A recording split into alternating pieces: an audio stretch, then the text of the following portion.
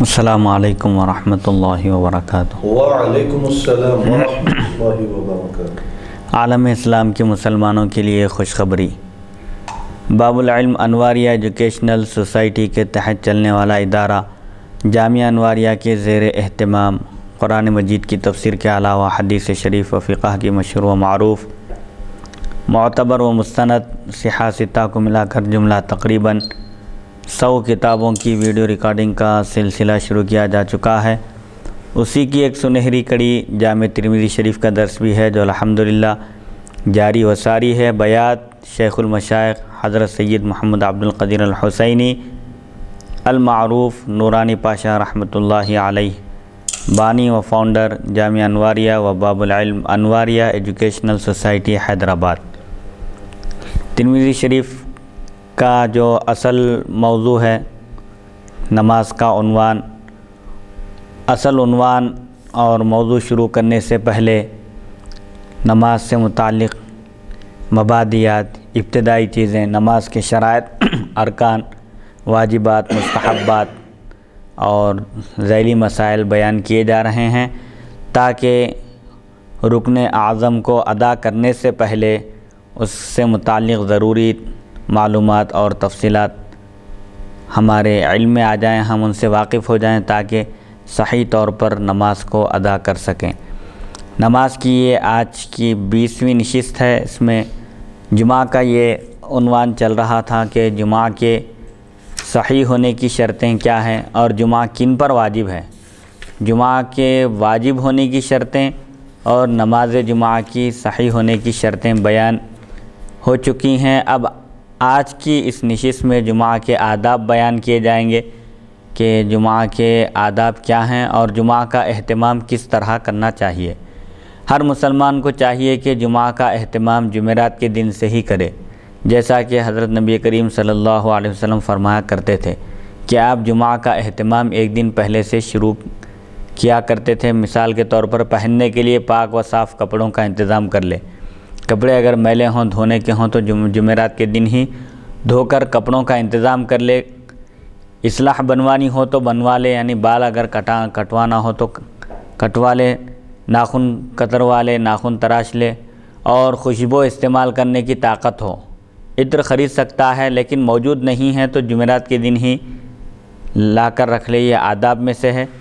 بہرحال جمعہ کی تیاری سے متعلق جو کام ہوں، چاہے لباس سے متعلق ہو، عطریات سے متعلق ہو، یا بال بنوانا ہو، ناخن تراشنا ہو، ان سب کو جمعرات کے دن ہی کر لے تاکہ پھر جمعہ کے روز ان کاموں میں مشغول ہونا نہ پڑے، اول وقت میں جمعہ کی نماز کے لیے پہنچ جا سکے۔ اس لیے بہتر یہ ہے کہ جمعرات ہی کے دن سے تیاری شروع کر دے تاکہ جمعہ کے دن ان کاموں میں وقت ضائع نہ ہو۔ جمعرات کے دن نماز عصر کے بعد اللہ تعالیٰ کا ذکر اور نیک کاموں میں لگے رہنا چاہیے، کیونکہ جمعرات کا یہ وقت بھی قابل قدر اور اس گھڑی کے برابر ہے جو جمعہ کے دن ہے۔ یعنی جمعرات کے دن عصر کے بعد سے ہی ذکر و اذکار کا، اوراد اور وظائف کا اور اللہ کی یاد کا اہتمام کرنا چاہیے، چاہے قرآن مجید کی تلاوت کے ذریعے ہو، درود شریف کے ورد کے ذریعے ہو یا ذکر و اذکار کے ذریعے۔ یہ وقت بھی مبارک وقت ہے اور اسلامی اعتبار سے سورج غروب ہونے کے بعد سے دن کا اعتبار ہوتا ہے۔ مثال کے طور پر جمعرات کے دن سورج غروب ہو جائے تو جمعہ کا دن شروع ہو جاتا ہے جمعرات کی مغرب کے بعد سے ہی۔ اسی لیے ذکر و اذکار کا بھی اہتمام جمعرات کے دن ہی سے کرنا چاہیے۔ بزرگان دین نے فرمایا ہے کہ جمعہ کا ثواب سب سے زیادہ اس شخص کو ملے گا جو اس کا انتظار کرتا رہتا ہو اور ایک روز پہلے یعنی جمعرات سے اس کا اہتمام کرتا ہو، اور سب سے زیادہ بدنصیب بدبخت وہ ہے جس کو یہ بھی معلوم نہ ہو کہ جمعہ کب ہے، یہاں تک کہ لوگوں سے پوچھتا پھرے کہ آج کون سا دن ہے۔ یعنی بزرگان دین کے اس قول سے معلوم یہ ہوتا ہے کہ جو شخص جمعہ کا انتظار کرتا ہے، جمعہ کے دن کے آنے کا انتظار کرتا ہے اور جمعہ کے دن کی تیاری ایک دن پہلے سے شروع کر دیتا ہے، اس کو سب سے زیادہ ثواب ملتا ہے نیکی کے کام کا پہلے سے اہتمام کرنے کی وجہ سے۔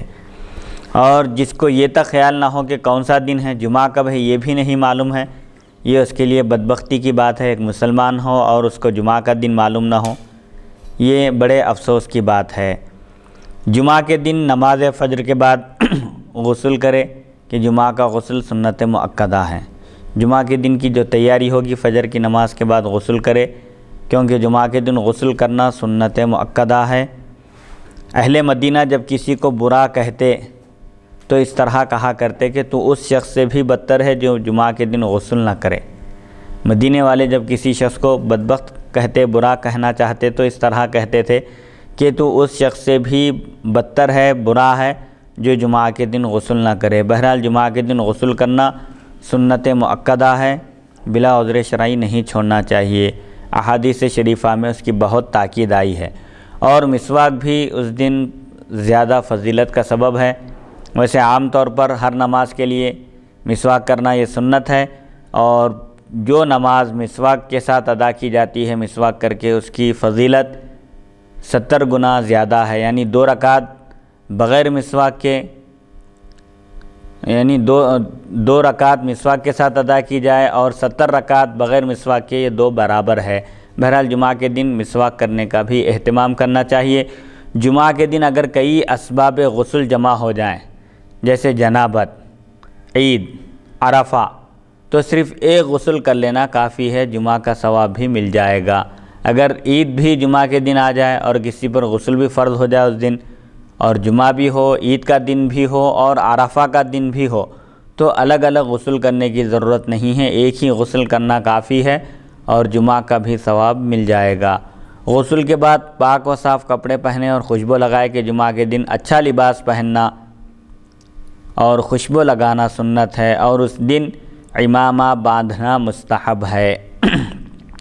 اچھے لباس سے مراد سفید لباس اگر اختیار کیا جائے تو یہ سب سے اچھی چیز ہے، سفید لباس سب سے اچھا ہے اور اللہ تعالیٰ کے نزدیک محبوب ترین لباس ہے۔ احادیث شریفہ میں بھی آیا ہے کہ سفید لباس پہنا کرو کیونکہ وہ جنتیوں کا لباس ہے۔ جامع مسجد میں بہت سویرے جانا چاہیے کہ اس میں بڑی فضیلت ہے۔ جو شخص جتنے سویرے جائے گا اسی قدر اس کو زیادہ ثواب ملے گا۔ بس سب سے پہلے اول وقت مسجد پہنچ کر امام کے قریب بیٹھنے کی کوشش کرے۔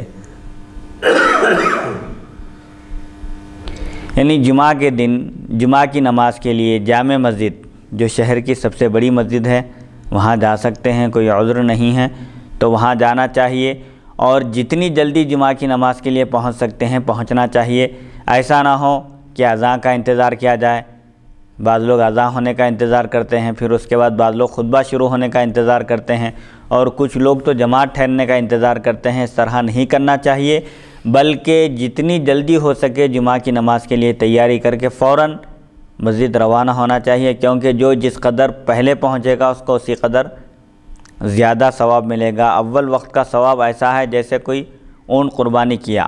احادیث شریفہ میں آتا ہے کہ سب سے پہلے جو جمعہ کی نماز کے لیے مسجد پہنچتا ہے اس کو اونٹ قربانی کرنے کے برابر ثواب ملتا ہے، اس کے بعد پہنچنے والے کو گائے کی قربانی کے برابر ثواب ملتا ہے، پھر اس کے بعد پہنچنے والے کو ایک بکرے کی قربانی کا ثواب ملتا ہے، پھر اس کے بعد پہنچنے والے کو ایک مرغ صدقہ کرنے کے برابر ثواب ملتا ہے، پھر اس کے بعد جو پہنچتا ہے اس کو انڈے کے صدقے کے برابر اللہ تعالیٰ ثواب عطا فرماتا ہے۔ افضل یہ ہے، بہتر یہ ہے کہ نماز جمعہ کے لیے جامع مسجد پیدل جائے، کیونکہ اس میں ہر قدم پر 1 سال روزہ رکھنے کا ثواب ملتا ہے۔ پیدل جانے کا ثواب زیادہ ہے۔ اگر وقت کم ہے، بارش ہے یا کوئی ایسی رکاوٹ ہے جس کی وجہ سے پیدل نہیں جا سکتے، کافی دور ہے، تو پھر ایسی صورت میں سوار ہو کر بھی جا سکتے ہیں۔ افضل، بہتر، فضیلت کی چیز یہ ہے کہ نماز جمعہ کے لیے جامع مسجد پیدل جائے۔ جمعہ کے دن مسجد کو خوشبو سے بسانا مستحب ہے۔ جمعہ کے دن مسجد میں خوشبو کا اہتمام کرنا، اگربتی ہو یا پھر کسی قسم کی خوشبو مسجد میں لگانا کرنا، مسجد کو بھی معطر کرنا، یہ مستحب ہے۔ حضرت عمر رضی اللہ عنہ کے زمانے میں غالباً ایک صحابی ہیں جن کا نام مجیمر ہے، وہ پوری مسجد کو معطر کرتے تھے اور خوشبو مسجد میں بکھیرتے تھے، یہ بھی مستحب ہے۔ جمعہ کے دن درود شریف کثرت سے پڑھنا چاہیے، جیسا کہ احادیث شریفہ میں وارد ہے کہ حضور اکرم صلی اللہ علیہ وسلم نے ارشاد فرمایا، تمہارے تمام دنوں میں سب سے افضل ترین دن جمعہ کا دن ہے، لہٰذا تم اس میں مجھ پر کثرت سے درود پڑھو کیونکہ تمہارا درود مجھ پر پیش کیا جاتا ہے۔ تو جمعہ کے دن کثرت سے درود شریف پڑھنے کا اہتمام کرنا چاہیے۔ جمعہ کے دن قرآن مجید کی تلاوت بھی کثرت سے کرنا چاہیے۔ خاص طور پر اس دن سورہ کہف پڑھنے کی بڑی فضیلت آئی ہے، خواہ نماز جمعہ سے پہلے پڑھیں یا نماز جمعہ کے بعد۔ حدیث شریف میں آتا ہے سورہ کہف کے بارے میں کہ جو کوئی سورہ کہف جمعہ کو پڑھے وہ ایک جمعہ سے دوسرے جمعہ تک محفوظ رہتا ہے، بلکہ اور مزید 3 دن تک۔ جو شخص جمعہ کے دن سورہ کہف کی تلاوت کرتا ہے، خواہ نماز سے پہلے ہو یا نماز کے بعد، تو اس کے لیے 10 دن کی گارنٹی، حفاظت کی ضمانت دی جا رہی ہے کہ اللہ تعالیٰ ایک جمعہ سے دوسرے جمعہ بلکہ مزید اور 3 دن تک سورہ کہف کی برکت سے اس کی حفاظت فرماتا ہے۔ جمعہ کے دن نوافل کی کثرت اور صدقہ و خیر خیرات میں زیادتی کرنا چاہیے کہ اس دن صدقہ، خیرات اور ہر نیکی کا ثواب 2 چند حاصل ہوتا ہے۔ جمعہ کے دن نوافل بھی کثرت سے پڑھنا چاہیے اور خیر خیرات میں بھی اضافہ کرنا چاہیے، کیونکہ جمعہ کے دن کا ثواب عام دنوں کے مقابلے میں ڈبل ہے، دگنا ہے۔ اسی لیے نوافل بھی کثرت سے پڑھنا چاہیے اور خیر خیرات میں بھی اضافہ کرنا چاہیے عام دنوں کے مقابلے میں۔ جمعہ کے دن عصر و مغرب کے درمیان حتی الامکان جہاں تک ہو سکے ذکر و تسبیح اور دعا میں مصروف رہنا چاہیے کہ اس میں ساعت قبولیت کی امید ہے، یعنی وہ ساعت جس میں بندہ جو دعا کرے اللہ تعالیٰ ضرور قبول فرماتا ہے۔ جمعہ کے دن عصر تا مغرب کے درمیان کا جو وقت ہے اس کو ضائع نہیں کرنا چاہیے، بلکہ جہاں تک ہو سکے ذکر و اذکار میں اور دعا میں مشغول ہو جانا چاہیے، کیونکہ جیسا کہ جمعہ کی ایک ساعت کے بارے میں آیا ہے حدیث شریف میں کہ حضور اکرم صلی اللہ علیہ وسلم نے فرمایا، جمعہ کے دن ایک گھڑی ایسی ہے جس میں بندہ اللہ تعالیٰ سے جو دعا کرتا ہے اس کی وہ دعا قبول ہوتی ہے۔ اب اس ساعت کے بارے میں، اس گھڑی کے بارے میں علماء کے درمیان اختلاف ہے کہ وہ کون سا وقت ہے۔ بہت سارے اقوال ہیں۔ ایک قول 2 خطبوں کے درمیان خطیب کے بیٹھنے کا جو وقت ہے اس درمیان بندہ جو دعا کرتا ہے وہ قبول ہوتی ہے، لیکن ہاتھ اٹھا کر یا زبان سے دعا کرنے کی اجازت نہیں ہے۔ خطبے کے دوران 2 خطبوں کے درمیان بھی دل ہی دل میں دعا کی جا سکتی ہے۔ بعض علماء فرماتے ہیں پورے جمعہ کے دن میں وہ مقبولیت کی ساعت ہے، جب چاہے بندہ دعا کرے قبول ہوتی ہے۔ اور بعض علماء فرماتے ہیں کہ عصر کے بعد سے لے کر مغرب تک کا جو وقت ہے وہ دعا کی مقبولیت کا وقت ہے، اس وقت دعا کا اہتمام کرنا چاہیے۔ حضرت عائشہ صدیقہ رضی اللہ عنہا کا عمل بھی اسی طرح کا تھا کہ آپ عصر کے بعد ذکر و اذکار میں مصروف ہو جاتی ہیں اور دعا کرتی تھی اللہ تعالیٰ کی بارگاہ میں، اور فرماتی تھی یہ مقبولیت کی ساعت ہے، بندہ اس گھڑی میں اللہ تعالیٰ سے جو دعا کرتا ہے وہ دعا قبول ہوتی ہے۔ لہذا کیونکہ قول عصر تا مغرب کے درمیان کا بھی ہے، اسی لیے اس وقت کو ضائع نہیں کرنا چاہیے۔ جہاں تک ہو سکے ذکر و اذکار کرتے ہوئے، قرآن مجید کی تلاوت کرتے ہوئے اور درود شریف کثرت سے پڑھتے ہوئے اس وقت دعا کرنا چاہیے۔ یہ خطبے کے، یہ جمعہ کے دن کے آداب تھے کہ جمعہ کا اہتمام کس طرح کرنا چاہیے۔ جمعہ کے لیے غسل کا اہتمام ہے، لباس کا اہتمام، خوشبو کا اہتمام، اور جمعہ کی نماز کو جانے کے لیے جلد سے جلد تیار ہو کر جمعہ کی نماز کے لیے نکل جانا چاہیے۔ اب جب مسجد پہنچیں گے تو پھر وہاں کے بھی احکام ہوں گے۔